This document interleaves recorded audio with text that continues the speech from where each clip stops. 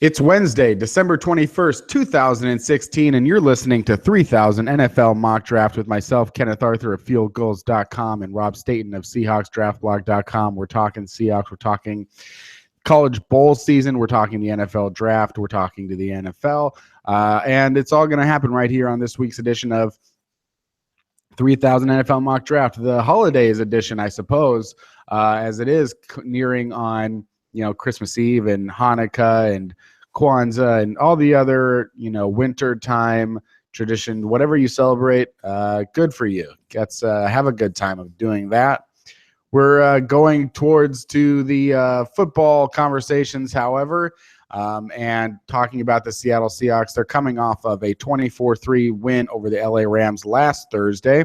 They've got the Arizona Cardinals this Saturday, Christmas Eve, if you're still checking in there on what holidays are coming up.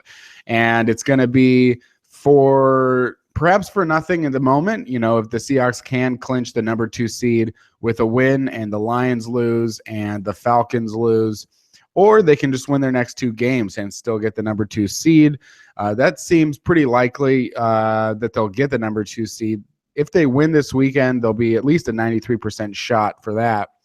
And the Lions have a tough game against the Cowboys and a finale against the Green Bay Packers. The Falcons taking on the Carolina Panthers this weekend, and the Panthers coming off of a win, maybe feeling a little bit better about themselves. And, that's going to give an opportunity for the Seahawks to, get that number 2 seed. And there's nothing more important, as I wrote this week on fieldgoals.com. Barring the obvious or the extreme, there's nothing more important to the Seahawks Super Bowl chances than getting that bye week, having a home game, being one home game away from the NFC Championship compared to being one road game and one home game away from the NFC Championship game. And, if the Dallas Cowboys lose that in the divisional round, completely conceivable if they face the New York Giants, it could be 2 home games to the Super Bowl. And the Seahawks, no matter how much you're down on them, being 9th in DVOA, having 5 really bad offensive performances this season, being inconsistent, not having Earl Thomas, no matter how down you are on them, no matter what happens at the end of the day, at the end of the year, what you care about is, did they win the Super Bowl? So if the Seahawks win the Super Bowl, all of this goes away. Nobody talks about how bad the 2007 and 2011 Giants were necessarily, or the 2012 Baltimore Ravens, or even the fact that, the 2015 Denver Broncos were 8th in DVOA and had a horrible offense and perhaps the worst quarterbacks in the league and still won a Super Bowl. That's what really matters. And Seattle has a very good chance to do that. And that's what we're going to be able to focus on, Rob, is the Seahawks come off of this win against the Rams. They put up the 3 points allowed. The offense had some bright moments, still some things perhaps not going so well. The running game completely stuffed by Aaron Donald. But going into their game against the Arizona Cardinals, how confident are you that they're going to win these last 2 games? Well, I'm pretty confident they're going to win both of them. I think more than anything, what might be the difference maker is, for starters, the San Francisco 49ers have been terrible. So, if they don't win that final game, we'd all be very concerned. But I think one of the other factors is that if you notice, Arizona have lost a lot of guys to injury. So their offensive line's decimated. They've lost a lot of defensive players. They had a new batch of guys going on injured reserve recently. San Francisco are getting beaten up as well. Both teams are at a position now where there's no real need to risk players. They're not going to achieve anything. It's almost better for them to lose the games and improve their draft position than it is to go out there and compete. And while, I'm sure that both teams and both fan bases would love to get a win against the division rival Seahawks and try and hurt their chances of doing anything this year, or getting the number 2 seed, they also have to think about long term. And if there's anybody with a serious injury, they're not probably going to be risked for the last 2 games of the year. So I do think the Seahawks will probably win both games. That said, I am increasingly worried about the Seahawks because it just seems like there's a lot going on at the moment. The Earl Thomas talking about retiring thing has almost been pushed to the back of the list of concerns right now, but that's still an issue. Earl Thomas is going to miss the rest of the season, may never come back. That is a significant thing. At the same time, you've got, Richard Sherman causing a scene during the Rams game, questioning the offensive coordinator and his play calling, which is just not kosher. You just cannot do that. He then has a press conference yesterday where, this, contrary to what Pete Carroll had said, where he suggested there'd been an apology or a productive meeting where he'd sat down with Richard Sherman. Sherman almost kind of gave the impression that it shouldn't be considered a big deal, that he didn't apologize, that, he can do the kind of things that he's been talking about or that was done. And it wasn't a problem. He ends up making quite a crass remark to Jim Moore from ESPN about ruining his career. He then has to apologize on Twitter, but then Stephen A. Smith goes on First Take today and says that, kind of like blows the apology out of the water by saying that he spoke to Richard Sherman and Sherman felt antagonized and Sherman reacted because of this, and it kind of like diminished the apology a little bit. And it just, and throughout all of this, you have Sherman referencing the Super Bowl loss to the New England Patriots, and Pete Carroll's being asked about it on his show after the Rams game on ESPN. That everybody's talking about that again, and you kind of feel like, well, that's 2 years on now. The Seahawks are 2 years on; they shouldn't be lingering on that anymore. And look, that's maybe easy for me to say, but eventually you have to move on. The Seahawks have got an opportunity to win more championships. If they win the Super Bowl this year, rather than, people won't be looking back on that Super Bowl anymore. People will be saying what great character from this team and what a good job they've done to get that redemption, to go and win another Super Bowl. And yet it almost seems like they're consumed still by that one play on the 1 yard line a couple of years ago. And, there seems to be a lot going on. You've got Wilson's injury. I think it's pretty clear that he's still not 100%. He's had his worst year statistically, and probably in terms of the eye test as well since he came into the league. The running game still does not look threatening. Teams are not putting many 8 men in the box against Seattle. They're kind of rushing the passer and taking their chances.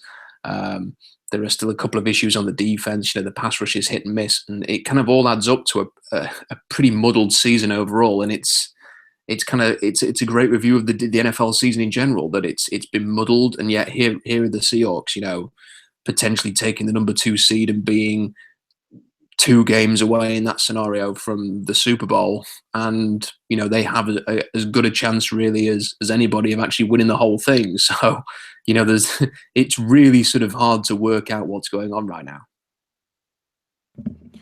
I mean, yeah, there's I do think sort of the more time passes or the more that we see how the Seattle Seahawks Pete Carroll era is unfolding, you say there's 2 standards, which is the 80s 49ers and the New England Patriots of the 2000s and now. And then there's like these other teams like the Pittsburgh Steelers, who like in 2004 started to get really good. They won the Super Bowl in 2005 in Ben Roethlisberger's second year. They won it again in 2008. And they went again in 2010, but since that loss, haven't really been much of a Super Bowl threat, either, making the playoffs barely, getting knocked out of the playoffs early. I can't recall the last time the Steelers were even in the AFC Championship game. And I could be just forgetting that they were there 2 years ago or something. I don't think so. But, sort of always just sort of around, but not hard enough around the edges to be a real threat to go deep in the playoffs, not in the way that the Denver Broncos have been or the way that the Patriots have been or even the way that the Baltimore Ravens have been. I just feel like they're a little bit more non-threatening, the same way that you could look at the Green Bay Packers after they won the Super Bowl in 2010. They come back and go 15-1 the next year, but they get knocked out immediately in the playoffs. And since then, other than the 2004 NFC Championship game, 2014, haven't been really that close to going back to the Super Bowl. It's been, this is 6 seasons now that the Packers have kind of, struggled and, had some good seasons, but never really been as good as they should have been with Aaron Rodgers. And so with Russell Wilson, it's like, are you going to sustain that 15, 16 years in the way that Tom Brady and Bill Belichick have? I can't see Pete Carroll even coaching 10 years from now, obviously, but either way, it's like right now you have this opportunity to be great, and it's less so feeling like that fact that they had been, the number 1 team in DVOA for 4 years, coming away with 1 Super Bowl win, 1 Super Bowl loss, and this year going down a bit, but it definitely doesn't mean they can't win the Super Bowl and look really good doing it. They could definitely, from this point forward, just be as strong and as talented as they are. And, everything that we've seen from these players and the chemistry problems or whatever, if they exist, I seem to recall them existing for as long as I can remember, with whether it was Marshawn Lynch, Doug Baldwin, Percy Harvin. Percy Harvin, though, was probably the worst blow up that they ever had back in 2013. And, they still won the Super Bowl, and they still went again in 2014. So I think there's ways to work around it and still be okay. Whether or not they can sustain it for, the decade or 2 decades that they'd like to sustain success for, I still think obviously that hinges around Russell Wilson, how long he's in, he'll be in Seattle for as long as he's good. But how long he's good and that kind of thing. So I think that's the other thing too, to remember also with the trajectories of someone like Ben Roethlisberger or Drew Brees, who I think Wilson he's quite favorably compared to, is that those guys have not always had great seasons. But they're always sort of great. They can always have those great games. Aaron Rodgers, up until the last 8 games or whatever, really struggled for a season and a half, and still, has sort of mediocre yards per attempt and that kind of thing. But I think that there is a good thing going here, and they can move past some of these issues. What sort of running game, because it's going to depend a lot too on the running game. Now that you've seen Thomas Rawls for the 5 games that he's been back, and the offensive line, they've just switched out Gary Gilliam at right tackle, taking out Bradley Sowell and announcing that Gilliam will start this weekend. So that's been a rotation. Seems like Jermaine Ifedi's having a lot of struggles. Justin Britt, Pro Bowl alternate. We don't talk a lot about Mark Lewinsky. And then George Fant, getting into like his 5th or 6th game at left tackle. They're going to need a strong running game in the playoffs. And based on what you saw and how bad they were against the Rams on Thursday and how good they were in the previous 4 games, what sort of running game or style or success do you expect over the next, month or so? I'm not overly optimistic. I mean, I didn't really expect them to run particularly well against Los Angeles, because they've not run against the Rams, during that winless run they had against them. It's not an easy team to run against, with Aaron Donald and the defensive line they've got there. Very tough team to run the ball against. So didn't really expect that. But what kind of concerns me the most is that, I mean, people will say, you've just said it there, Kenny, that the Seahawks are running the ball well or in a productive fashion in the previous weeks. And my impression of that was, yeah, you know what, they kind of had the yards. It didn't really feel like the Seahawks running game, though. And by that, I mean the running game we've seen over the years. I mean, Seattle's running game was never really about yardage. And, we've heard Pete Carroll come out after the game and say, yeah, like 250 yards rushing or 300 yards rushing or whatever. Amazing performance. How cool was that? This is what we're about. This is what we want. And you hear all those things, but more than anything, it was about an identity, and it was about setting the tone, sending a message. Marshawn Lynch could have a 20-carry, 60-yard performance, pretty average, and you still felt like it had a bigger impact on the game than some running backs having 120 yards in a game. It was the way and the style that the Seahawks went about it, and that they would grind teams down, and it was the game plan that a defense would have to put men in the box to guard against Lynch, because he would beat them on his own. And the fact that teams were kind of dedicating that attention to Marshawn Lynch helped Russell Wilson, the receivers, the defense, it helped everything. It was integral to the team. And right now, when the Seahawks run the ball and Thomas Rawls gets 100 yards or whatever, it kind of feels like, yeah, they're getting the yardage, they're being productive in quotes, but it doesn't feel the same. It doesn't feel like they're beating a team up. It doesn't feel like teams are particularly frightened of the Seahawks running game.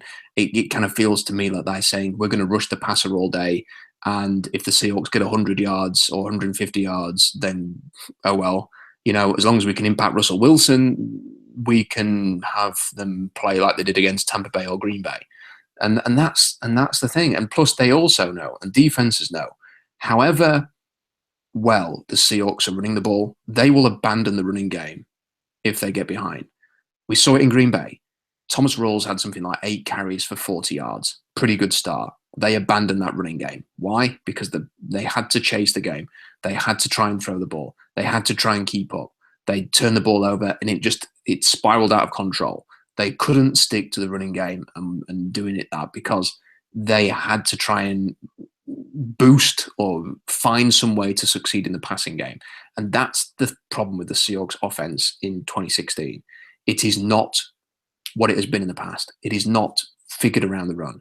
It is so dependent on Russell Wilson. And when it clicks and when it works like it did against Buffalo and New England, and you can think of other games as well, it can be the most explosive offense in the NFL, without a shadow of a doubt. They've got so many great weapons on that offense. Wilson, Rawls, Graham, Baldwin, Lockett, others, Luke Wilson. There's really explosive players in that offense.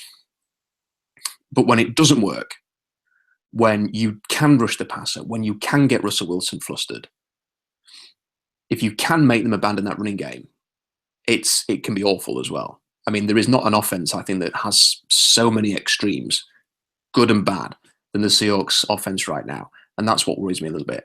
And if you're asking me what is the sort of the best I can expect in the next few weeks, I want to see them run the ball really well in the next 2 games. It might be difficult against Arizona. They've got a good defensive line, really tough. Should be a bit easier against the San Francisco 49ers. Their defense has been terrible against the run all year.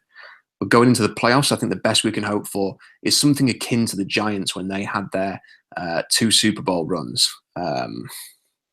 Because the running game was not really a big factor for them, but they found just enough to keep it balanced. They would find something from the running game to keep them balanced. And they won because Eli Manning had a good couple of playoff seasons, and because the defense rushed the passer really well. And that's what I'm hoping the Seahawks can do, because I think if they're going to win a championship, they're going to have to follow that formula, because I don't think they're going to be able to beat teams up and prosper with the running game like they have in previous years. And I think it's possibly the number one need in the offseason is going to be, how can they find a way to get this running game back to what they want it to be?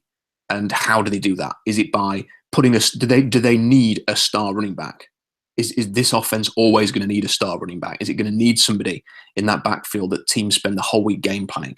Is it a case of just continuing to try and improve the offensive line in the hope that you can put enough talent on there that eventually you just have a really good line? Is that ever going to be possible for the Seahawks? I'm not optimistic there. Is it about, I don't know. I mean, there's not really that much else they can do. I mean, they're kind of the 2 options. And at the moment, I'm kind of thinking they need another running back. They need somebody in there who is a stud. Maybe the Seahawks just need a superstar at running back to survive. That's kind of what I'm thinking right now. Speaking of superstars, you talked earlier about, Earl Thomas talking about retirement. He tweeted after his broken leg, like, I'm contemplating retirement. He went on the Rich Eisen show this week and said, yeah, I meant that, and I still mean it today. I'm still thinking about retiring. Earl Thomas, only 27 years old, certainly doesn't seem like a time that most players would retire, because, especially from a broken leg, which should heal and be okay. He should be able to do Earl Thomas things, and he's such a competitive guy. But, let's just say that he does retire, or let's at least entertain the idea that the Seahawks have to consider that he might not return next season. What were your thoughts on Steven Terrell so far? And in terms of the draft next year, how would you approach a potential hole at free safety in the draft? Because, Earl Thomas was the 14th overall pick. The Seahawks aren't going to be picking 14th overall unless they trade up. What do you see in the draft this year? Because if you look at some of the other teams that have gotten great production out of free safety or Pro Bowl production out of free safety, guys like Jairus Byrd, when he was with the Buffalo Bills, Eric Weddle, when he was with the San Diego Chargers, and now being a free agent going over to the Baltimore Ravens, Dante Whitner, Eric Reed. These are all free safeties that have been made with the Pro Bowl recently. Glover Quinn, Dante Whitner.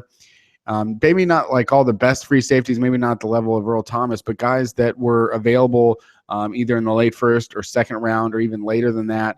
What do you see in the draft next year at free safety, and what do you see from Steven Terrell? Well, I think Terrell's done fairly well. I mean, obviously he's not Earl Thomas. People may want to linger on the on the deep shot that Jared Goff had last Thursday, where there was Michael Thomas who was running downfield. Pass was slightly underthrown by Jared Goff. Thomas dropped what would have been probably a sure touchdown, and Terrell was kind of like 3 or 4 yards behind the guy, and you're thinking, oh dear, that's ugly. But yet the same thing happened, I believe, in which game was it? It was the Miami game. It was in week 1. Was it Kenny Stills? I think he was running downfield, when Earl Thomas was on the field, and Earl Thomas was, I think, chasing after him, and he dropped a deep bomb from Ryan Tannehill, and that was a short touchdown as well. So, it's happened in both. It's happened with Thomas on the field and without. And I think that, Terrell has done a fairly decent job. Yet the Seahawks sort of identity and character on defense it has Earl Thomas ingrained in it. His style of play, his tenacity, his personality, his quirkiness. It's all about that. And if he was to leave, they might be able to survive with Terrell as a starter, but I think they would feel obliged that they have to go and address that position. Now, the good thing is that this is a really, really, really good draft for safeties, Kenny. We've had a few years over the years in the draft where we felt like we were kind of saying the same thing about tight ends and safeties every year, was that it's another bad year for tight ends, it's another bad year for safeties. And then you see guys getting overdrafted and stuff like that. And yet this year, wow, what a fantastic safety class. I mean, there are some really, really good players. We could see, legitimately, like 5 or 6 going in the first round. I mean, that's how good it is. And, it starts at the top with people like Jabril Peppers and, people like Jamal Adams at LSU. The Seahawks aren't going to get anywhere near them. I'm a big fan of Malik Hooker at Ohio State. I think he will go in the top 20 if he declares. But then as you go down, the first round, I certainly think there's a home for Budda Baker in the top 25, if not certainly in the top 30. He is somebody that, if Earl Thomas retired, you can imagine the Seahawks being very, very interested in, because he's rangy, he's physical, very athletic. You could see them being interested in him. I think that Obi Melifonwu is going to have, from Connecticut, is going to have a combine which is going to blow people away, and people are going to have to start talking about him as a first-round prospect. And you have Justin Evans as well at Texas A&M, and then there's others as well that could get into sort of into the top 40 conversation, and maybe just as a bit of a wild card, Adoree Jackson at USC, who's been playing cornerback and receiver. His best position at the next level might be safety as well. So there would be lots and lots of options there. I think that if what I could imagine the Seahawks doing is not taking one in the first round, especially if they don't know either way whether Earl Thomas is going to retire or not by the time the draft season begins. But targeting someone, and the more I watch this guy, Kenny, the more interested I become. Washington State's Shalom Luani is just his backstory is really, really, really intriguing.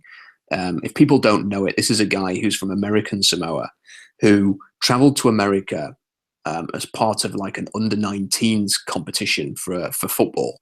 He played soccer and football for American Samoa. He was in an under-19s competition in America, and he told his family, look, I'm going to give it a shot. I'm going to go over to the States. I'm going to play in this competition. I'm going to stay out there, and I'm going to try and become an American football player. He had about $400 in his pocket, and that was it. He had no friends, no family. He ended up living in a garage in a house which had about 20 people in it and playing for a random team. They shut down the house and kicked him out. So he was essentially homeless because there were 20 guys living in this house.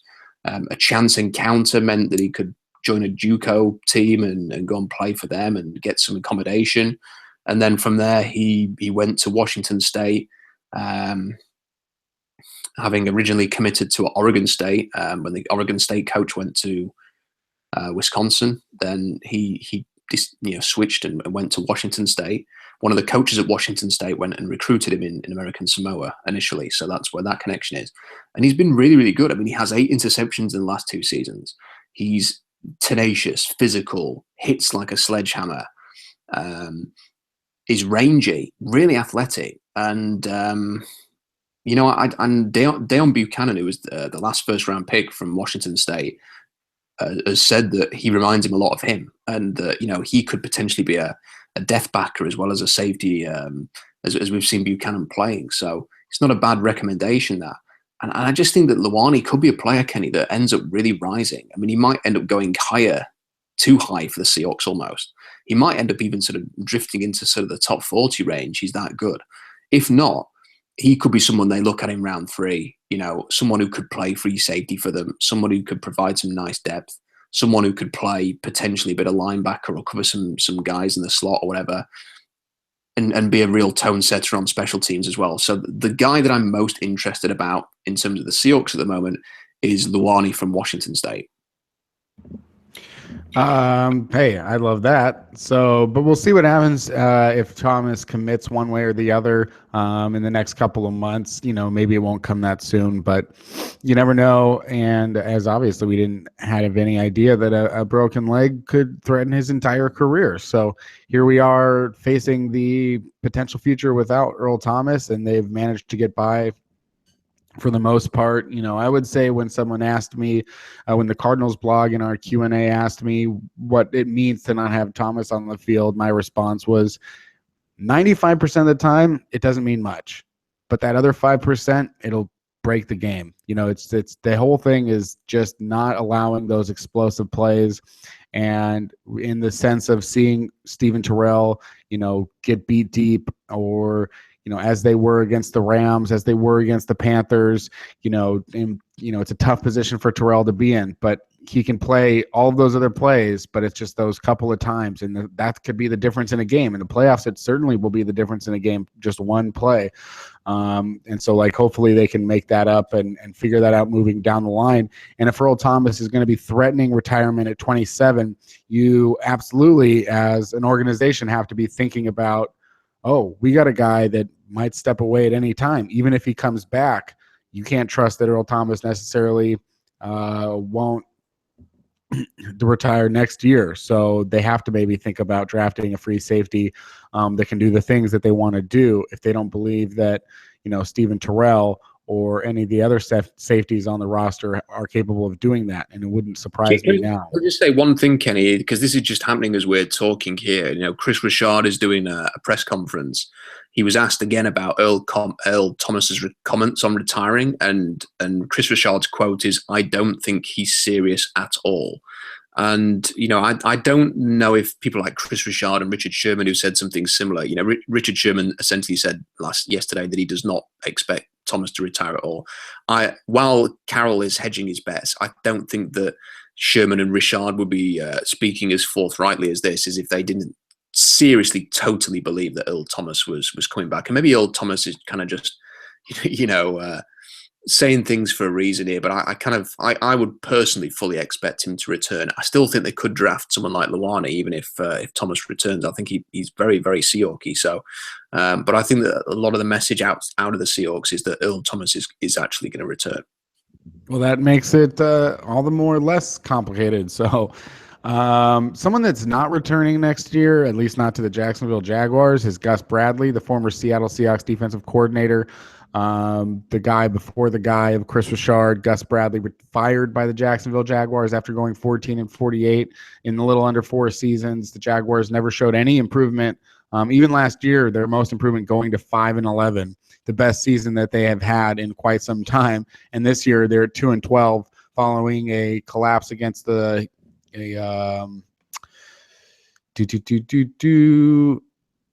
Houston Texans. That was my first inclination, was that it was the Texans. Just go with your gut, Ken. That they dropped that game to the Houston Texans. They were up 20-8. They lose 21-20. You don't think that you fire someone after a win, and maybe Gus Bradley was going to get fired at the end of the year anyway, but they lose that. There's no offense. The defense is not, is bad. It's all bad. But Gus Bradley now on the free agent market as a defensive coordinator. Where do you have any sort of idea where you think Gus Bradley's next stop will be? Is there any chance that anybody gives him another head coaching job, 5-10 years down the line? And do you think that Chris Richard will be someone that gets a lot of interviews and perhaps is taken away and maybe Gus Bradley comes back? Well, I don't think that he's going to get a head coaching job anytime soon. What he's going to need to do is he is going to need to go away, have a sensational run as a defensive coordinator somewhere, and then maybe someone will consider it. But the problem is as you mentioned, Kenny, the Jaguars have not shown any real improvement, despite the fact that they've been drafting very high. The defense in particular has had a lot of, big names in college football drafted for it, and it's still kind of okayish, and it's never really come together, and sort of that will stick with Bradley for a while now. I think there's a very good chance he might end up being a defensive coordinator somewhere, because if you look at it, a lot of the names being linked with the head coaching jobs, sort of like your Kyle Shanahan, Josh McDaniel, people like that. Even someone like Tom Coughlin, funnily enough, these are guys that are not, they're going to need somebody who knows defense working alongside them. And if they don't automatically have somebody who they've worked with a lot in the past, like, Adam Gase brought Vance Joseph over to Miami, and that's been a great success for them. But if they haven't got that kind of option, Gus Bradley would be an appealing option for one of those guys, because you can allow him to run the defense. That he's been a defensive coordinator before in Seattle and had some success. He's been a head coach. The players seem to like playing for Gus Bradley, so you could have him coming in and working alongside a Shanahan or a McDaniels. Maybe you could imagine that for sure. In terms of Seattle, I just think that there doesn't seem to be any buzz around Chris Richard at all, in terms of being a head coach this year. So I don't anticipate that happening. It was interesting that Pete Carroll talked about that they've been in contact with Gus Bradley. Now, what we could see over the next few weeks, I don't think there's anything preventing Gus Bradley coming in and working with the Seahawks, maybe coaching, just being sort of an extra voice in there. Can't imagine why that would be an issue. I don't think that, Chris Richard, for example, would feel undermined. I don't think that Gus Bradley's that type of guy. From everything I've seen about Gus Bradley, seems to be widely liked. I don't think he's the kind of guy that would go and upset the apple cart by going in there. So you could see him maybe link up with the Seahawks, give them a bit of advice during the playoffs or something like that. Whether that would materialize into anything down the line, I'm not too sure. I do personally think that he will be quite an in-demand and attractive defensive coordinator. There's a great example of this, actually. Dan Quinn, when he went to the Atlanta Falcons, they brought him in to run that defense. He is not a guy with a rich offensive background, and he didn't have, an automatic, I've worked with this guy before, I know this guy, he's going to come in and be my offensive coordinator, and I'm going to work with him really closely. They just went out and got Kyle Shanahan. As far as I'm aware, Dan Quinn and Kyle Shanahan didn't really know each other, but they went and got him because he was available, and it's been a great relationship for them. Because the guy knows offense, Dan Quinn knows defense. So, maybe that's one of the reasons why Gus Bradley failed, because he went to Jacksonville and I think appointed Jed Fish initially as the offensive coordinator, someone who'd worked with him in Seattle, but had no previous background as being an offensive coordinator or running a proper offensive scheme. So I think that whoever does get whether it is someone like Shanahan or McDaniels or somebody like that, I think they're probably going to look at Gus Bradley as a really attractive option to be a defensive coordinator for them next year. Yeah, it's interesting to see too. What now the Jaguars and the Rams and who else ends up getting fired over the next couple weeks. There was already talk that there were rumors that the Buffalo Bills had already decided to fire Rex Ryan, and that Rex Ryan had knew about it, and that they were just like going through the motions or whatever. But then Rex Ryan, after their win this weekend against the Cleveland Browns, saying, "I don't know anything about that. As far as I'm concerned, that is still my job and moving forward." And you look at it, and they're 7-7 now, and maybe they're not going to make the playoffs. But you go 9-7. If they win their next two games against the Miami Dolphins, who don't have Ryan Tannehill, and against the New York Jets, who are even one of the worst teams in the NFL, then what? They're going to win 5 of their last 7 games and then fire the head coach when they're the best running team in the NFL. So I don't necessarily see that one happening. Do you think there's any surprises out there as far as firing head coaches? The Philadelphia Eagles, it's only Doug Peterson's first season, but they've really, really sucked in most of the last 8-9 games. They really blew that 3-0 start to lose 9 of their last 11. And, it seems like they should be better than they are. The decision to start Carson Wentz, whether or not that was sort of something forced upon them during the trade of Sam Bradford. You look at Mike Zimmer with the Minnesota Vikings. I mean, at this point, can you say that they have not taken a step back. After starting 5-0 this year, they've now fallen to, they've lost 7 of their last 9. And Mike Zimmer, is not, they're not progressing now in his 3rd season. After going, 11-5 last year, they had the opportunities perhaps this season to take advantage of the NFC North, and they didn't do that. Ron Rivera, 6-8. Sean Payton, there's talks about whether or not he would be traded, even though he signed a 5-year extension, I think this year or a year ago. And Chip Kelly, obviously, that's not so much a surprise as it would be a surprise just because he's also in his 1st season. Any surprises out there for you, or anybody that you think isn't going to get fired but should? No, I think it's pretty straightforward. It looks as if Rex Ryan is going to be out in Buffalo, and already it seems like Tom Coughlin is going to be taking over the Buffalo Bills. Looking at the rest, I think Todd Bowles.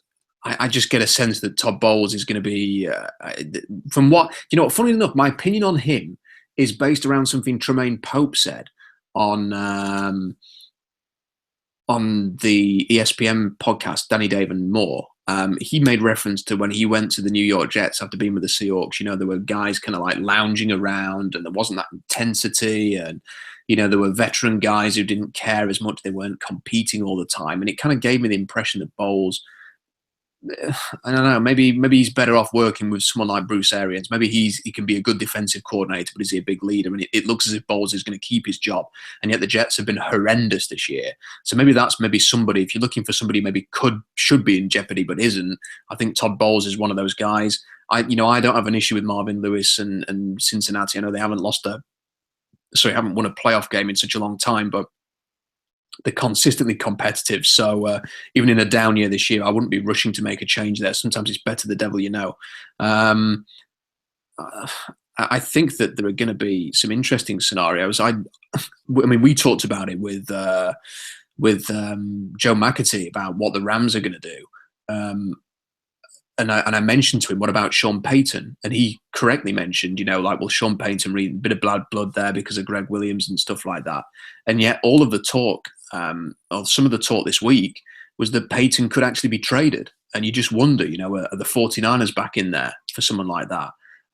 Could the Rams look at him? Because if you want somebody to come in and, and get things going again on offense, Sean Payton it could be the guy. And it seems like the Saints and Payton a bit of an ill fit, that, there's been something not quite right there between the two for a while. So could we see Sean Payton traded to the Rams, for example, or to the 49ers? Because all of a sudden it seems like Chip Kelly, his position not quite as safe as it was before. You mentioned Philly there. I think that this is always going to be a bit of a transition year for Philly, and maybe the way they started gave a false impression that they could be really good. But they're still a team that is in a major transition. So I don't have too much of an issue with the way Doug Peterson has run that team. Really, I think Mike McCoy is going to be out in San Diego. Apart from that, the Colts seem to just be doing enough to not provoke any changes, which is perhaps poor for them, but good for the rest of the AFC South. So I think that's pretty much it. But I think the main interest is going to be is within the NFC West. What are the Rams going to do? It feels like they've got a wild card up their sleeves, and I genuinely believe that Payton could be an option for them. And what are the 49ers going to do? Because it seems like Chip Kelly's gone from being, we're going to keep him, and all of a sudden the talk now is they're not. And these are two franchises in a major transition. I guess the only other big talking point is whether Bruce Arians continues, Kenny, because of his health issues. Yeah, I don't know. Every other team in the NFC West has some questions at head coach. Obviously, the Rams have plenty of questions, and the 49ers, they could be on their 4th head coach in 4 years. What a complete disaster they have made themselves out to be. I was surprised that they're like 28th in DVOA. I don't know how there could be 4 teams better than them or worse than them. Now 1-13, heading towards their, a 1-15 finish, and just looking abysmal. They have to start over at quarterback. They have to start over at so many positions. And there's talk, I had Dave Ficillo of Niners Nation ask me about Gus Bradley, because there was talk about whether or not they would bring Gus Bradley in to be the defensive coordinator at San Francisco. And, to me, I was like, well, there's some changes there, with the players that you've drafted, Eric Armstead and DeForest Buckner. But I will say, just talking about the draft, because we do talk about the draft right here on 3000 NFL Mock Draft. DeForest Buckner, I feel like, is quietly having a really dominant season. He's right up there in things like QB hits and getting, more and more productive every week. And you don't talk a lot about him because the 49ers are such a bad team. But, he's 22 years old. He's got 5 sacks. He's got 69 tackles, 2 fumble recoveries. He's been really, really productive. Have you been paying any attention at all to DeForest Buckner? Do you think that that's going to end up being a type of pick in the NFC West that will, bother Seattle for quite some time? I don't. I have seen a bit of the 49ers, and I think DeForest Buckner looks pretty good. But here's the thing. It reminds me of 2009, Kenny, when it wasn't a really good draft at the top of the class, because you had Matt Stafford going first overall was pretty much a no-brainer at the time. But then there was kind of like a muddle of prospects, and it wasn't great. So let me just run the names off for you after Matt Stafford: Jason Smith, Tyson Jackson, Aaron Curry, Mark Sanchez, Andre Smith, Darius Hayward-Bay, Eugene Monroe. It's not a lot of greatness there. And the Chiefs went with Tyson Jackson at number 3 from LSU. And the argument at the time was, you know what, Tyson Jackson's not a bad player. He had a decent time at LSU. He's got a lot of upside. But you've taken a 5 technique with a 3rd overall pick. And how many 5 techniques in the NFL are having a major impact? How many times do you sort of worry about a 5 technique at the next level? And it's not very often. And this is the problem that, for me, the 49ers have got. They've spent 2 top 16 picks in the last 2 years on what are essentially 5 techniques in a 3-4 scheme. So their edge rushers aren't particularly good. They don't have a great nose tackle. Their linebackers, apart from the obvious one, their linebackers are nothing to write home about. Their secondary's pretty meh. Brock's pretty good, but still pretty meh.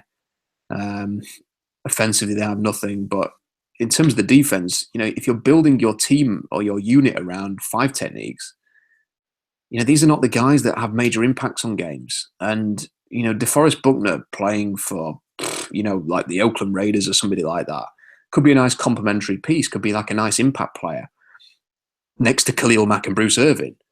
But with the 49ers, you're kind of thinking, you're going to need more than that, guys. You're going to need more than just him and Eric Armstead to have an impact here.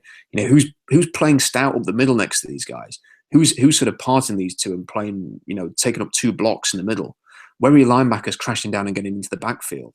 Where's your Alden Smith rushing the edge? They don't have any of that. And the only time I'm ever going to be fearful of DeForest Buckner or Eric Armstead on that 49ers defense is if they're going to put playmakers at the key positions around them. Because until that, you're happy with DeForest Buckner having a couple of tackles for a loss per game. He's not going to change the game. He just isn't. They need so much more on that defense. Yeah. It drew me to another area as well that I think is interesting to talk about. You talked about Tyson Jackson, who surprisingly, being as average as he was for the first few years, still in the NFL at age 30, I think making a lot of money, way more than he should with the Atlanta Falcons, is not productive at all, doesn't do anything. Is still there, though. He plays next to Vic Beasley, who leads the NFL with 14.5 sacks. And you look at, you talked about the 2009 draft and how bad that was. We're only a year away from the 2015 draft, and you've got Winston and Mariota at the top, both could be going to the playoffs this year. Both are kind of iffy. I'd say they both have about the same, maybe on average, maybe one gets in, but they're both looking really good after 2 seasons. Dante Fowler missed his rookie year, hasn't played well this year. Amari Cooper, perennial Pro Bowl receiver about to be. Brandon Scherf just made the Pro Bowl. Leonard Williams is one of the Jets' best players for sure. Kevin White, his whole career has been marred by injury up to this point. And then Beasley with his 14.5 sacks this season. To be in his second year, he's going to start being compared to some of these guys, like Aldon Smith, who put up a lot of sacks early, or any one of these guys. Thoughts on Vic Beasley leading the NFL in sacks, and if he is in the right place, right time, or if it's like, get used to Vic Beasley being compared to some of the great pass rushers of our time. Well, Vic Beasley was, consistently good for Clemson. Was never the biggest guy, not the longest or the biggest player, but just found a way to get to the quarterback. And when you watched him playing for Clemson, it was a bit of a surprise, actually. He returned for his final year at Clemson, or returned for a final year at Clemson, when he could easily have gone in the sort of the top 15 the year before he did. And I think he ended up being the number 7 overall pick when he was drafted. And there was just so much to like about his game on tape. So you would watch him and he would jump off the screen and you'd say, yes, this guy looks really good. However, you were a little bit concerned because he was undersized. And whenever a guy's undersized, you want to see explosive athleticism. And then when he got to the combine, he just had a masterful display, was really, really good. And you say, okay, we will live with the fact that he's not going to be the biggest player in the league. He's not JJ Watt for size, but here's the tape. He's creating havoc every game. He's a special athlete. We can work with this guy. There's going to be a role for him on our team. And, watch him. It's fun. It's going to be very interesting, Kenny, to see how he develops from here on in, because, this is his first real impactful year. Let's see if he can take it the next step. And let's see if Atlanta can put more players alongside. I mean, that defense still is a bit hit and miss, isn't it? You've got a good cornerback. I really like Keanu Neal, Vic Beasley. You've got an interesting guy inside in Jarrett. You've got players there that you could say, okay, they're starting to build a core, but maybe they're another defensive draft away from sort of feeling really, really good about the players that they have there. I mean, I like the cornerback Collins as well, playing a lot across from True Farm. But maybe they just need another draft. If they can get one more impact defensive lineman, if they could get a really special linebacker or somebody like that, or a free safety to play next to Keanu Neal, who has kind of got the reign. I'm going to do a mock draft this week, and I'm going to put Budda Baker to Atlanta. That'd be a really good fit next to Keanu Neal. Could be their version of Bill Thomas. So if they can keep adding talent to that defense, then I think that Vic Beasley is going to continue to look really, really strong. And teams are going to start paying him more attention now. So let's see if he can continue to have this impact. But a really, really nice start for him. And it was always a fun player to watch in college, and he's starting to look the part as well in the NFL. Yeah, it seems like there are some drafts with a lot of really good pass rushers, like the J.J. Watt, Aldon Smith draft, and then there's ones that have none.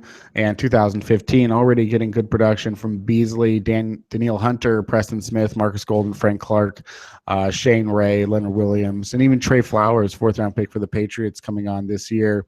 But speaking of pass rushers in the draft, another guy that I think is sort of flying under the radar a little bit, surprising for a number 1 overall pick, is Jadeveon Clowney of the Houston Texans, as the injury to J.J. Watt, not necessarily helpful to Clowney, but he's not in the shadow of he's not in the shadow of Watt either. Clowney didn't have any sacks as his rookie year, but nobody really expected him. He only played in 4 games. They were just sort of taking it easy with the microfracture. And then in last year, 4.5 sacks, getting a little bit more used to playing, linebacker and all that. Now he's at, defensive end, and he's among the league leaders in QB hurries and QB hits and pressures, and he's got 5 sacks and 49 tackles. And he's coming on more and more as the season goes on. And it really seems like there are more and more games where, to be fair, there aren't very many good players on the Houston Texans, but more and more games where Clowney seems to be the best player on the field. And that was definitely evident against the Jacksonville Jaguars. And the Texans are, still in a position to make the playoffs. And in the same way that Watt, carried them for so many years, you could say that, how bad of a team would they be without Clowney? We talked about Frank Clark and Clowney and how they compared, sort of as physical specimens, and so sort of also talked about in the past on this podcast how Clowney gets overrated a little bit because of the fact that, he was a high school phenom. He was a recruiting phenom. And then when he was at South Carolina, he had some incredible highlights that made people, think of him in a way that, say, NBA fans think about LeBron James when he was 17, 18 years old and on the cover of Sports Illustrated. You want your superstars to become superstars. But, Clowney, with his first few years, only has 9.5 sacks, after being in the league for 3 years, but I think is really, secretly living up to the hype and becoming a great player. Any thoughts on Clowney's season this year and what sort of future he could have next to Watt? Well, he looks really, really good this year. And, sometimes it just takes a player a little time to adjust to the next level. And maybe the lights just switched on for Clowney. I mean, he just looks so good. And, when you draft somebody like that, who was as good as he was in flashes in college and, given his physical profile, as a Houston fan, you must be somewhat really disappointed that when it's finally clicked for Clowney, JJ Watt's out for the whole season. I mean, just imagine those two guys rushing the passer. I mean, they'd be virtually unstoppable. Clowney's ability to just overpower a lineman and get into the backfield and cause havoc, even when he's not getting a sack or a tackle for a loss, just his ability to impact plays and have a splash is just so good. And I had a tweet from a guy called Chris over the summer who suggested that he had a source that claimed the Seahawks inquired about Jadeveon Clowney in the offseason, that they were interested in maybe trading for him, but were put off by the price tag. That would have been very interesting to see, because we know they need some interior rush. They need somebody who can play either inside out or someone who can be a proper, disruptive force in the middle. And Jadeveon Clowney has been exactly that this year. And, just a terrific player when he's on it. And the key for Houston now is to get him playing that way, at least for the rest of this contract. Maybe it will be perfect timing for Clowney that just as he's coming towards the end of his rookie deal, he's suddenly going to look the dominant force that Houston hoped he was going to be, and that will eventually command a major contract, and then maybe he'll go back to being a passenger again for whichever team gives him a massive deal. But this year he looks really, really good. It must be frustrating for Houston not to have JJ Watt and Jadeveon Clowney together, but I suspect that frustration about that is being slightly overshadowed by the fact that Brock Osweiler has been a complete unmitigated disaster, and that Houston as a team could be really good. Have got lots of nice weapons on offense, have got a lot of talent on defense. They're leading. I think that they're still leading the division. I think they're first in the AFC South. And they're doing all of this despite the fact that their quarterback situation for the second or third year in a row is an absolute mess. If they had even a middling quarterback, imagine how difficult. Even if you put someone like Alex Smith on the Houston roster, just imagine how difficult they would be to beat. If I was the Houston Texans, I would be ringing the Dallas Cowboys in the offseason and trying to keep Tony Romo in Texas, which I think would suit everybody, because Tony Romo can stay in Texas. Dallas can trade Romo to a non-NFC team, and Houston get a quarterback that we know is capable of winning football games. I think that would be a perfect fit for them. Yeah, there was I saw some tweet or whatever that said the Dallas or the Texas teams were paying their starting quarterbacks about $1 million combined dollars, and their backup quarterbacks, like $38 million or whatever this season, because of Romo and Osweiler being the backups now. Moving on slightly, we'll come back to the NFL, but moving on to some of the stuff going on in college football. Not that anyone cares, but some of the bowls have gone down. Western Kentucky beat Memphis, and Tulsa beat Central Michigan, and Arkansas State beat UCF, and San Diego State beat Houston, and other things, I guess, have happened in the bowl season. Tonight, as we record this, BYU taking on Wyoming in the San Diego County the Union Point Sedia Bowl. Pretty important bowl game there.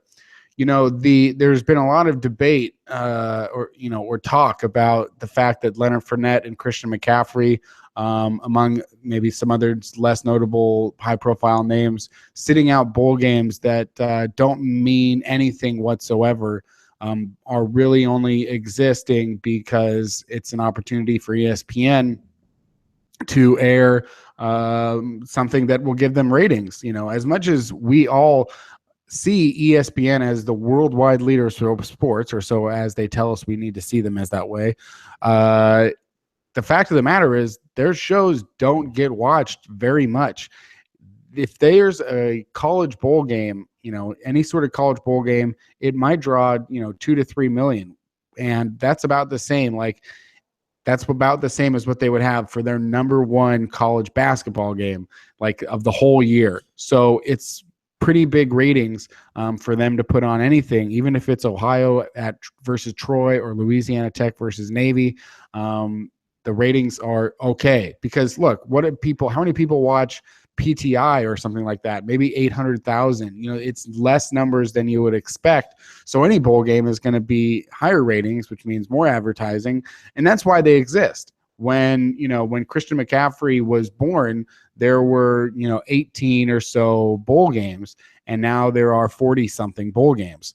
And when people say you should play in this game, you're saying you should play in a game that's 3 years old. You need to play in this bowl game because they just invented it, threw a sponsor on it, aired it on ESPN5, and are going to make some ad revenue out of it. And the college is going to get paid millions of dollars, and they're going to sell your jerseys, and they're going to, advertise themselves as a winning program because, as a relevant program because Christian McCaffrey was a Heisman candidate for the last 2 years.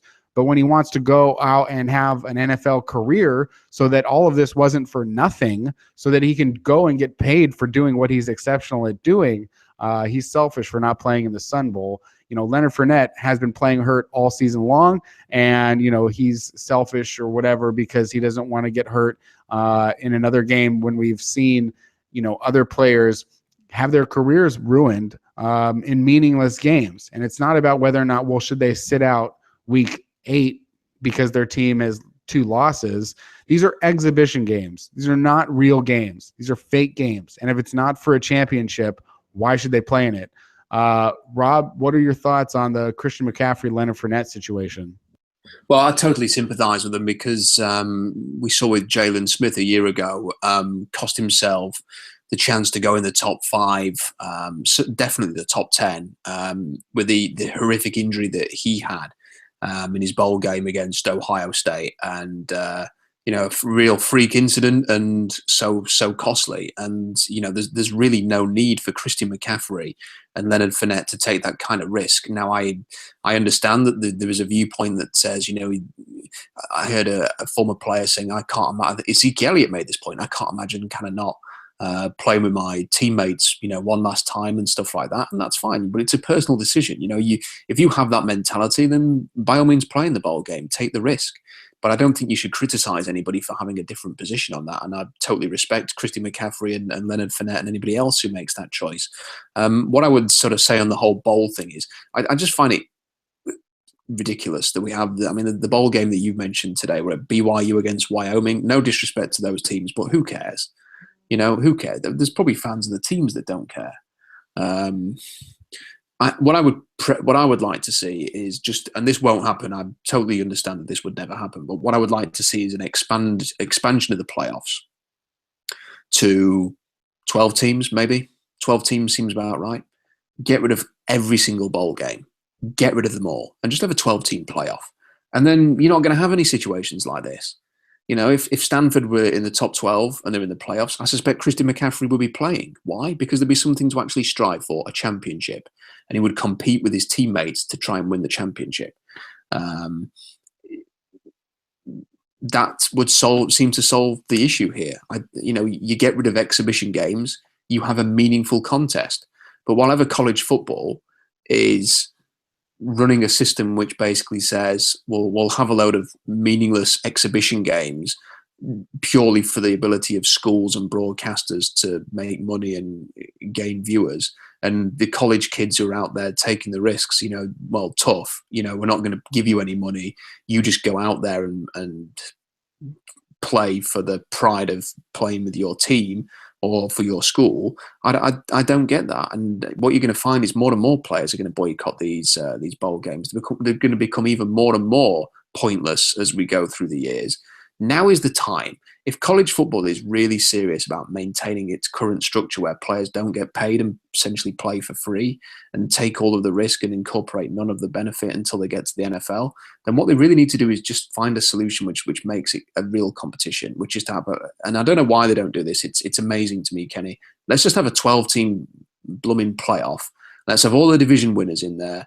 Let's have a select group of other teams that didn't win their conferences involved. 12 teams, get in there. Let's have a playoff. It's a proper playoff, just like you do in the NFL. And let's have a champion at the end of it. And I don't see what the issue is with that. Hey, I'm all for that. I think you would, that's something. It would seem that at some point you would need an AD and a head coach that had that maybe just had the balls or the gumption to stand up and say, we didn't make the college football playoff. No, we're not going to go play at the Holiday Bowl. We're not going to play at any dumb bowl. We don't care. I love Washington State. On Tuesday, they're playing in the Holiday Bowl. Their opponent, Minnesota, has suspended 10 players. They're not even going to – it should not be played. There shouldn't be a game. Minnesota almost pulled out of the entire game because of these players that were boycotting the suspensions. It's not a big deal to anybody. You've got 2 8-4 teams playing for nothing. This is not like a non-conference sort of game that, will boost your standings in the rankings for anything that matters. So, just don't play in it. I don't care. It's nothing. That's nothing that's important to me. And then they lose the game or when they win the game, I don't feel differently about it because there's nothing on the line. It's like watching the Pro Bowl. Who gives a crap about the Pro Bowl? It doesn't have any effect on anything. The players shouldn't be playing at 100%. And even if you were, even if you're not going to the NFL, even if you're just a head coach and you've got guys that are important to your team, don't play them. Why would you want them to risk tearing an ACL in a game against, Temple versus Wake Forest or Boise State versus Baylor or Washington State versus Minnesota? Why would you want to risk that? Why would you want to put anybody's health at risk for such a dumb game? If it's not for a championship, just don't do it. And if it's not for a playoff or if you're just in the status, it's these guys that it's not the guys like Christian McCaffrey or Leonard Fournette that I worry about as much as the guys that don't feel they are first round picks. They're the guys that aren't big names. The player, the running back for Baylor, I don't remember his name, Shock something. He pulled out, and it's like, these are the guys that, hey, if you're thinking that maybe you're going to go in the 5th round or something, any sort of injury could ruin your career. So you might as well, you're not going to get the same, sort of credit that Jalen Smith got to go in the 2nd round when the Dallas Cowboys for sure knew that he wasn't going to play as a rookie and really have no assurance that he'll ever be the same or play again. If you're not one of those guys, if you're just a fringe, draftable player, these are the guys that should, and for most of all, shouldn't be playing in the game and won't get any support whatsoever from the national media or fans or maybe even their own teammates or coaches if they say, look, I'm not playing in this game. And they're the ones that we should be supporting the most. The people that think that they can step in and say to someone else, I'm just a fan. I'm going to be watching this game on my couch, but I think that you should risk your career for my enjoyment for 3 hours for a game that doesn't matter, and I don't even know who you are. That's the most unbelievably selfish, self-righteous, introspective, looking into only your personal feelings for a small amount of time and not thinking about the other human being's entire life. I in no way can see myself relating to that type of person ever in my lifetime. I don't know why you would think that way. That's just what I feel I didn't know that I felt so passionate about it, but the more that people try and, talk shit to Christian McCaffrey and Leonard Fournette and these other guys for the decisions and call them selfish or say that, that they're abandoning their team and all this, the team, it's so frustrating. You've never played football in your life, so don't even talk to me. I mean, and I haven't played football since a freshman in high school. Just don't talk to me about team and school and recruits and future of the alma mater, blah, blah, blah. Christian McCaffrey can go donate a freaking library to Stanford when he's done getting an NFL career that he's allowed to have. And that's much more important than well, you got to be there for your team so they can win the freaking Sun Bowl. Yeah, I'm sorry. They didn't do good enough to get into the championship ground. Let the guy have a career. That's it. Any particular interest and thoughts on this Alabama-Washington game? Oh yeah, it's such an interesting game, Kenny, and I think just a perfect game really, because we get to see just how good Washington really are. We will find out a lot about that team in this game because Alabama have just been a tour de force for the whole of 2016. They've had a few games where they've started slowly or it's been close. The LSU game is in particular, I think it finished 10-0 in the end, but it was kind of 0-0 for like 3/4 of the game or something. So, they've had a few close moments there, but they've found a way to win and they just keep going. And, the depth that they have on defense, sensational defensive line and pass rush, unbelievable linebackers, in particular Reuben Foster, greatness in the secondary as well. Top 10 picks galore. Jonathan Allen, Tim Williams, Reuben Foster, Marlon Humphrey. Anderson, the linebacker. Another great player. They've just got Dalvin Tomlinson inside. You could just reel off name after name after name. What a defense, and yet their offense is slightly susceptible. They do have a true freshman quarterback. He's been really good, but he's not been flawless. I think that in a couple of years' time, he may well be, pretty unstoppable because he's got so much talent. But for now, a good time to play them. And LSU showed that if you take away him being a factor with his legs, and you make him, and what they were doing is they were putting Tre'Davious White and members of the secondary up at the line of scrimmage, and they were just taking away the bootleg. They were just saying, look, if he moves out, the cornerback's going to get him. And they were just sort of using one man almost as just a one man to purely take away the bootleg and to stop him getting out the pocket and extending plays and just being creative. And what that did is it forced them to throw from the pocket, which they struggled to do. They played very stout against the run, and Alabama struggled. And that's got to be the way that they go about this. If I was Washington, I would seriously consider playing Butter Baker at the line of scrimmage as often as possible and have him sort of trying to handle the bootleg. I would look forward with vigor to seeing Vita Vea, Elijah Qualls, and Greg Gaines trying to sort of solidify the inside and take away the run. They can do that without a shadow of a doubt. And I look forward to sort of seeing if they can contain the bootleg and if they can contain the run. I look forward to seeing Jalen Hurts trying to pass on that Washington secondary. It's a real shame that Joe Mathis isn't available to play because I think that's the one thing that maybe they lack at the moment is that great sort of edge rusher to cause havoc there as a complement to everything else that they've got. But that defense matches up well against Alabama's offense, for the reasons I've just said. It's the other side of the ball that's going to be key. Can Jake Browning have an impact? Can he get the ball out quickly? Can John Ross be an X factor in this game?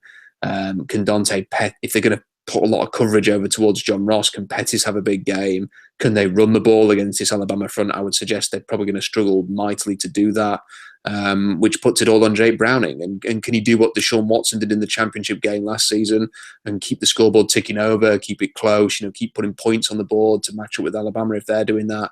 If he can, then it could be an interesting game. I thoroughly expect Alabama to win the game, Kenny, but I just find it so interesting because Washington do have a chance. And if it could be a major upset. I mean, there is a possibility for Washington to win this game. There's also a possibility that Alabama's going to win 40 points to 10. So it's that interesting, and I just can't wait for this game. In the other matchup, you've got Clemson and Ohio State, and with Clemson, I think it's because of the college football playoff or just because of the way things are out. I mean, maybe it's just me. I mean, I'm just realizing now that Alabama and Clemson at the end of the season are ranked 1 and 2. So after the championship game a year ago, in which Alabama pulls out a win against Clemson, here we are a year later, and we're 2 games away from Alabama playing Clemson for the national championship. Deshaun Watson and Dabo Swinney getting their opportunity for, revenge to prove that they can win a championship.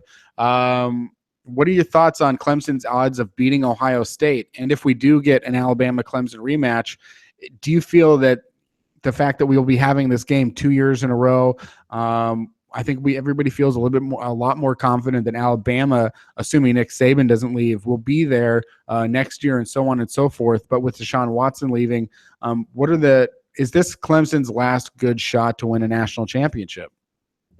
Yeah, I think it's a really interesting question to ask, Kenny. I think that it could well be. They've been building to this for a few years now, and it's very difficult unless you are Alabama and are able to go and recruit the way that Nick Saban does. I mean, Nick Saban and his staff. I bet Nick doesn't really do much recruiting these days. I bet they just kind of get someone to pick up the phone and go, "Hey, it's Alabama here. Do you want to come and play for us?" And the guys go, "Yeah." They've built a monster, and they have such a reputation now and such a profile that kids will want to go and play for Alabama without any real recruiting going on there. So it's a very easy job for them, I imagine, and they're just going to keep ticking over. They're going to keep getting these guys.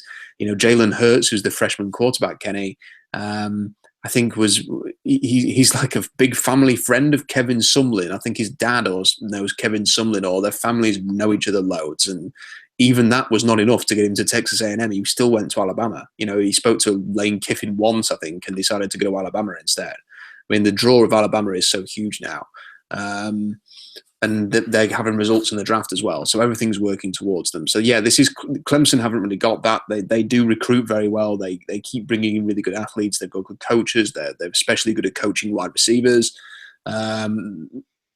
After Taj Boyd, they found Deshaun Watson. I think they've got a good recruit in the upcoming class, who is one of the best pro-style quarterbacks, who I think is committed to them. So maybe he comes in as a true freshman, or maybe in a year's time he will be at a level where they can compete again. But this could easily be their last realistic chance to do it. In terms of how they match up against Ohio State, let me say this: Clemson should beat Ohio State. They should beat them. But this has been a really weird Clemson season. They've got more talent than a lot of the other teams in college football. They lost to Pittsburgh in a game they had no right losing. It was a very entertaining game, but they shouldn't have lost that one. They toiled with NC State.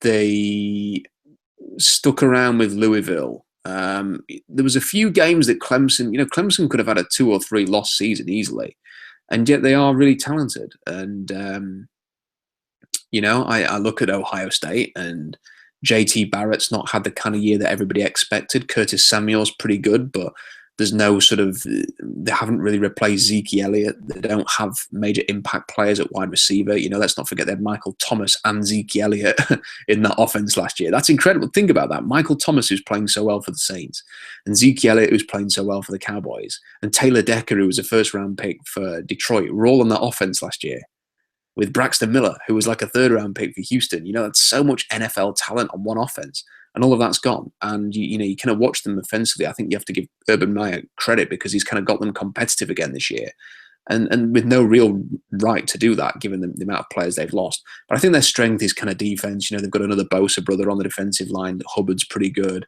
Raekwon McMillan's not my cup of tea, but he plays kind of the first 2 downs and goes off the field. He has his admirers. The secondary is really good. Malik Hooker, Conley, the cornerback, Lattimore, the cornerback, really talented players.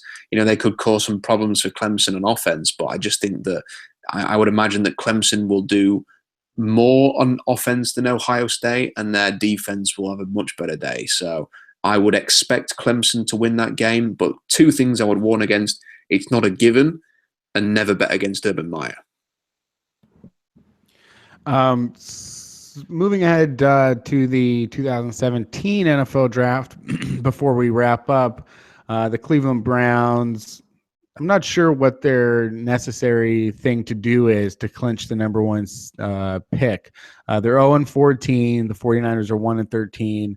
Obviously, if the Browns manage to win a couple games and the 49ers lost a couple games, then obviously the 49ers would skip ahead. But I think we can all be pretty assured that the Cleveland Browns are going to be picking number 1.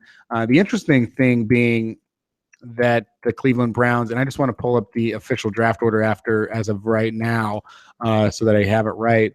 But the interesting thing being that the Browns will have one of the rare opportunities to pick in the top 10, twice in the top 10, if not twice in the top 6 or twice in the top 5, thanks to their trade last year with the Philadelphia Eagles. And remember, the Browns traded down from number 2 last year, and they got the Eagles pick this year. The Titans traded down from number 1, and they went really far down in the first round.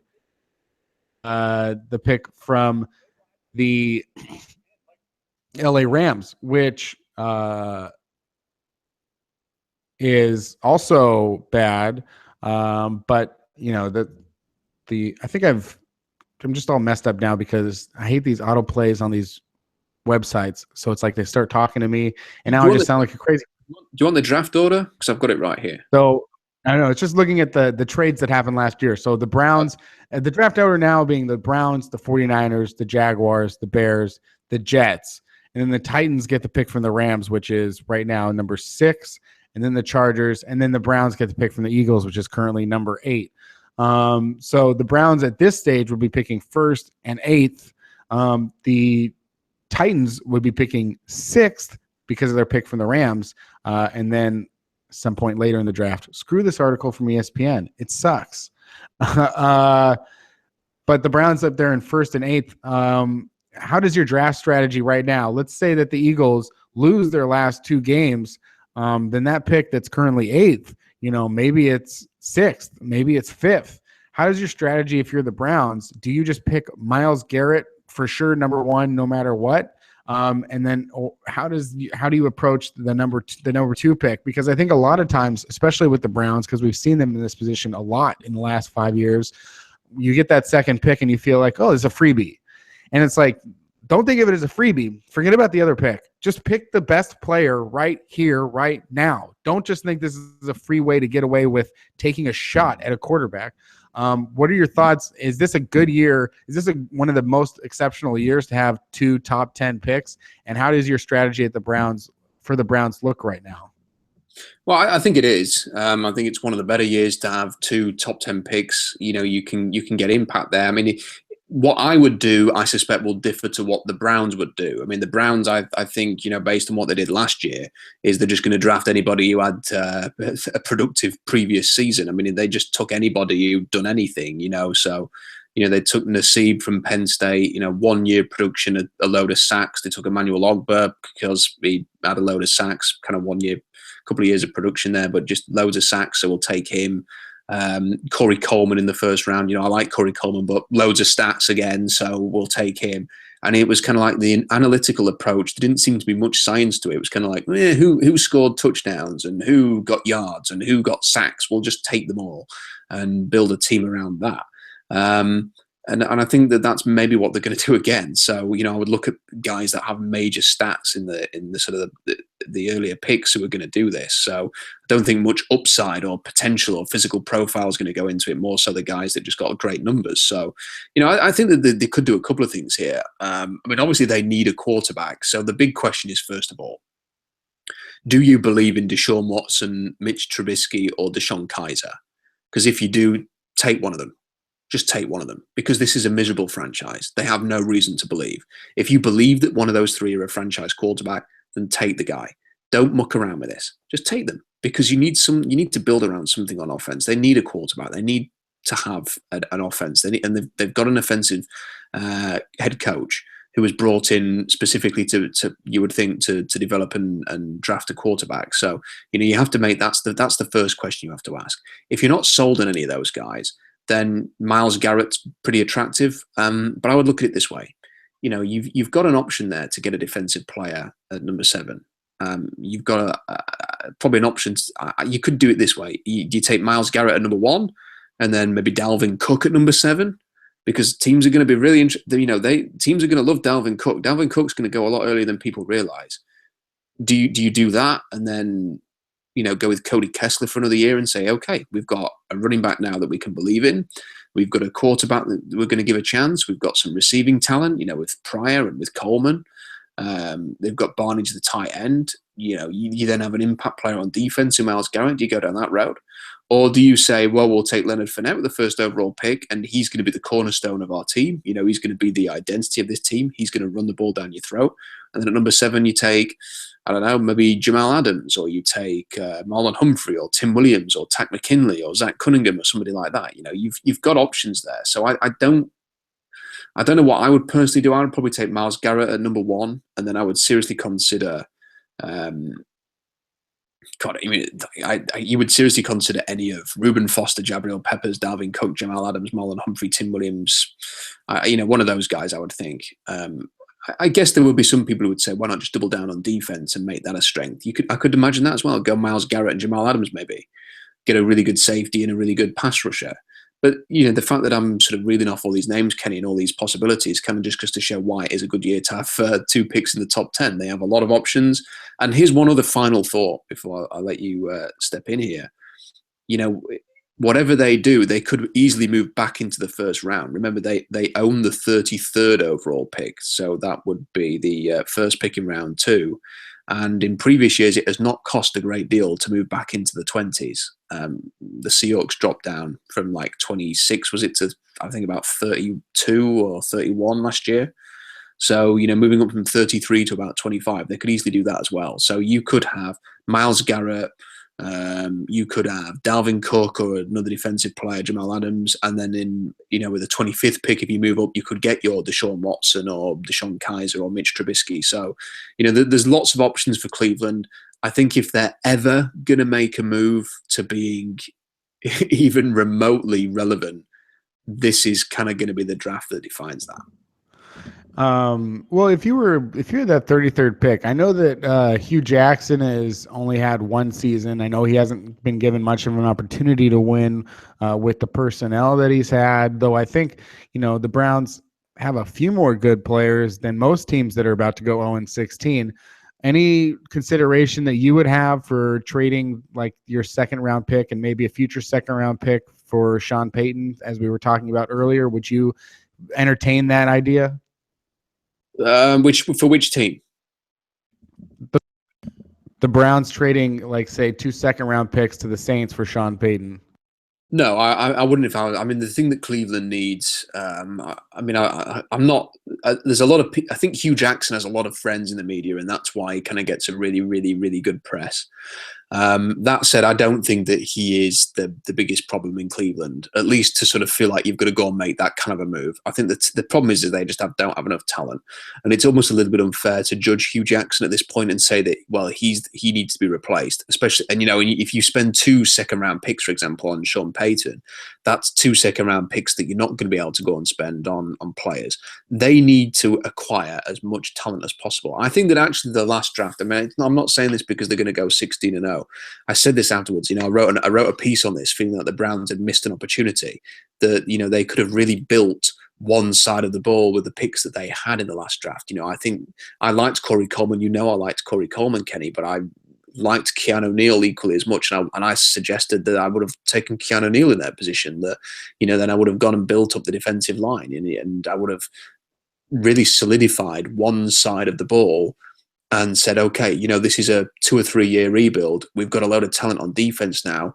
Let's be competitive, at least in the AFC North. And then let's come back next year with these bevy of picks we've got and build up the offense. And, it wouldn't seem like such a bad plan right now, because you could have added Myles Garrett. You could add a nice running back or a quarterback or a receiver. And, you could really build that side of the ball up. So I don't like the plan that Cleveland used last year. And I'm not overly confident they're going to get it right this year, but they need to spend those picks on players, not on a coach. Well, I would like to see the double down on defense personally. I think that would be interesting, and definitely I think the thing that Pete Carroll would do, which is it doesn't seem too bad of an idea to me, but we'll see what does happen and what picks they wind up with. And I'm seeing on Football Outsiders, the Browns have an 88% chance to pick number 1. The 49ers have an 11% chance, and nobody else really has a chance. And the Rams pick has a 50% chance of being in the top 5, Well, right now it looks like it'll be the Browns, 49ers, Jaguars, Bears, and Jets. And then the only other team that really has a shot to get in the top 5 being the Rams, which really belongs to the Titans.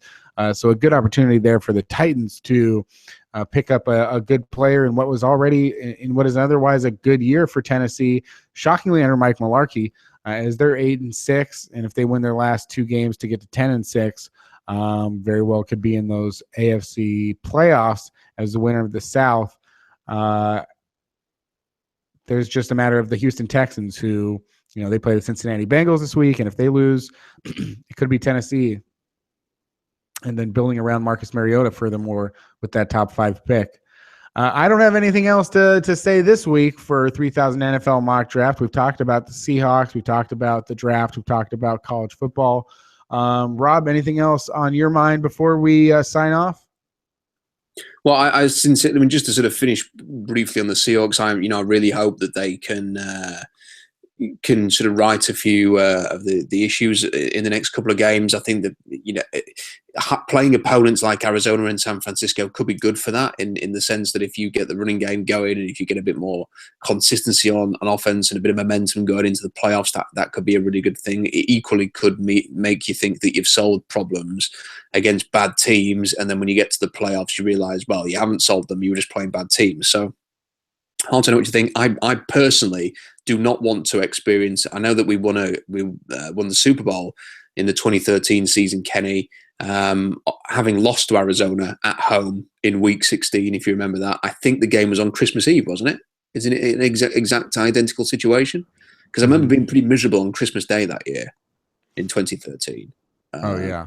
Because the Seahawks had lost to Arizona, and I remember thinking, and they were really bad that game, and you kind of think, oh my God, they're not as good as we all thought, and are they actually going to win the Super Bowl after all? And that's kind of what was going through my mind on Christmas Day in 2013, because they lost to Arizona the night before. So I hope we don't go through something like that again. It would be nice to enjoy Christmas Day off the back of an absolute pasting of the Cardinals at home, similar to what we just experienced with the Rams. I hope that's going to happen. I hope that we'll go on and beat the 49ers. I want to believe that this team can win a Super Bowl. They certainly can. I mean, they can win it. I just need to sort of see more reasons to maybe think they are going to win it. I think the one thing that is constantly reassuring, though, is that the whole NFL is so that the parity has never been as strong as this. And, it wouldn't be a surprise if the Oakland Raiders won it. It wouldn't be a surprise if New England won it. Dallas, Seattle, Atlanta, Green Bay, anybody who gets in the playoffs can win this thing. So that might make it a bit more interesting than it has been in previous years when there's been kind of like 2 or 3 really good teams and a load of average teams in the playoffs. I just hope that when all is said and done, the Seahawks, with arguably the greatest collection of talent compared to any other roster in the league, can come together, find a way to bind together as a team and finish the job. And that would be a really nice way to sort of start a year which is going to involve a lot of sleepless nights for me personally, with a new child on the way. Oh yeah. Well, I have a feeling the opinion on the Seahawks collectively and Seattle Nation or whatever today will be different in a week, and different from that a week after that, and different than that a week from that, as it as want to do. It all depends on how they played on the last play, usually, and how people feel about how good they are. So definitely some more inconsistencies this year, but we've also seen with their win, let's forget a win over the New England Patriots in Foxborough by 7 points. A convincing win over the Patriots in Foxborough. As bad as they've been on the road this season, a convincing win over the best team in football on the road, and keeping Tom Brady completely shut down pretty much for the entirety of that game. So no matter what happens, that what they have inside of them is the ability to be the best football team on any given day, and also perhaps the worst offense. So we'll see what happens with the Seahawks. I believe they'll win these next 2 games, get that first round bye, which is, despite everything, the number 2 seed in a first round bye and a home game in the divisional round. So that's what they're very close to getting. So that's the good news. And you can start this Christmas Eve hoping that they go a perfect 8-0 at home against the Arizona Cardinals. leading into their season finale against the San Francisco 49ers, hopefully one in which they can sit a lot of players. Hey, imagine that, sitting players so that they can be healthy for tomorrow, because you want to have a good career and you want to do something good for, everybody. Imagine that.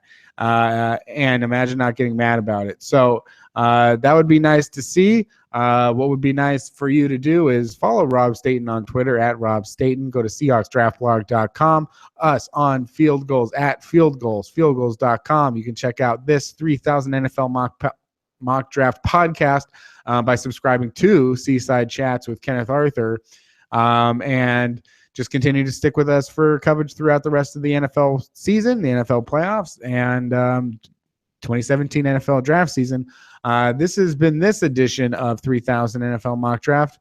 Come back next week for a new draft.